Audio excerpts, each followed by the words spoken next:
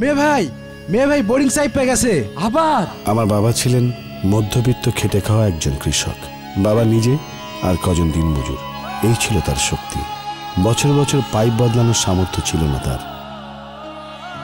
বাবার কাজ আর কষ্টের কোনো সীমা ছিল না। একদিন বাবা খোঁজ পান ন্যাশনাল পলিমার পাইপে। সোনালি ফসলে ভরে যায় মাঠ, আর সে ফসলের ছোঁয়ায় আমিও হয়ে যাই বাবার স্বপ্নের ফসল, একজন দক্ষ ইঞ্জিনিয়ার। বাবার মতো আমারও অনুপ্রেরণা সেই নাম, ন্যাশনাল পলিমার পাইপ।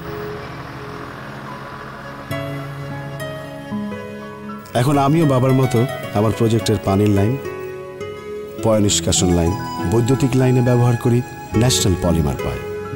বাবার ঘামে ধোয়া পবিত্র এই পথ আমার এগিয়ে যাবার দৃপ্ত শপথ।